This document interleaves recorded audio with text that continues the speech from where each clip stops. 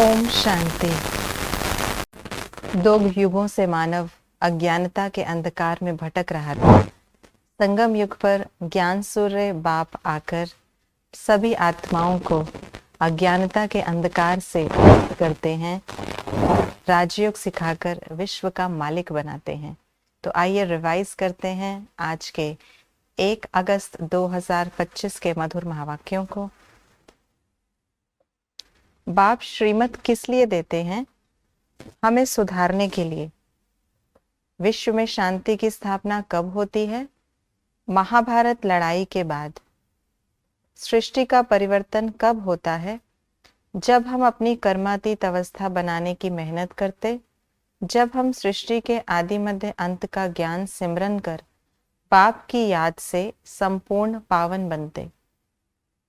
आज की मुरली का गीत है, आज अंधेरे में है इंसान। कलयुगी मनुष्य कौन है? अज्ञान की आसुरी नींद में सोए हुए कुंभकर्ण।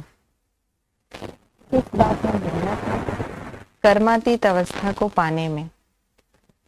हम मनुष्यों को क्या समझा सकते हैं? विश्व में शांति सतयुग में होती, कलयुग में जरूर अशांति रहती। मनुष्य हमारी बातों पर विश्वास क्यों नहीं करते? क्योंकि वे स्वर्ग में नहीं आते, श्रीमत पर नहीं चलते। बाप को कौन से बच्चे प्यारे नहीं लगते? सौतेले बच्चे। बाप किन बच्चों को वर्षा देते हैं? जो बाप के बनते। बाप का न बनने का क्या परिणाम होता? ज्ञान को हजम नहीं कर सकते, श्रीमत पर नहीं चल सकते। गीता में किस भूल के कारण भारत का ये हाल होता है? पूरे 84 जन्म लेने वाले श्री कृष्ण का नाम डाल दिया। पवित्र न बनने से क्या होता? ज्ञान की धारणा नहीं हो सकती।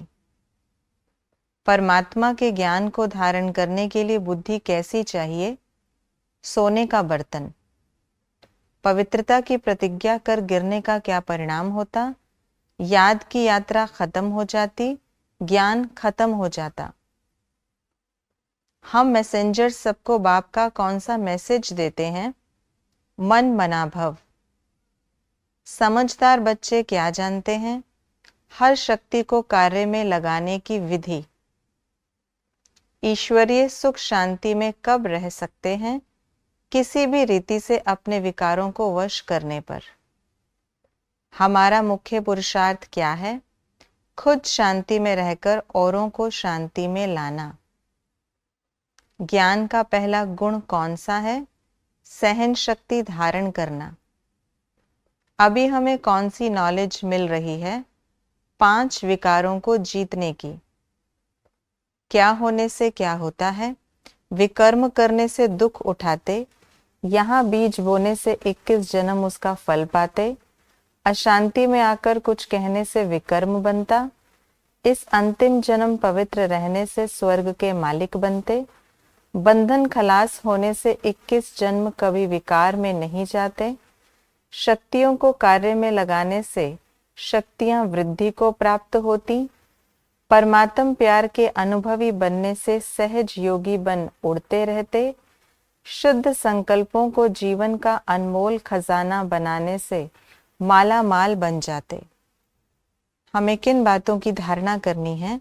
मामेकम याद करना, अपने को दैवी बनाना, पढ़ा हुआ सब भूलना, अशांति में नहीं आना, अपने को अभूल बनाना, सिर्फ कुक्कड़ ज्ञानी नहीं बनना, याद की यात्रा से विकर्मा जीत बनना, सत्युग के सुख के लिए पुरुषार्थ करना, सृष्टि के आदि मध्य अंत के ज्ञान का सिमरन करना, डायरेक्ट बाप के आगे अपना सब कुछ अर्पण करना, श्रीमत पर चलकर 21 जन्मों के लिए राजाई पद पाना, ग्रस्त व्यवहार में रहते कमल फूल समान पवित्र बनना, ईश्वरीय बजट बनाकर सर्व शक्तियों की बचत कर जमा करना, अच्छा पुरुषार्थ कर जन्म जन्मांतर के लिए अच्छी प्रारब्ध बनाना, ज्ञान की धारणा के लिए पवित्र बन बुद्धि रूपी बर्तन को स्वच्छ बनाना, जमा की हुई शक्ति द्वारा सर्व आत्माओं को भिखारीपन, दुख और अशांति से मुक्त कराना।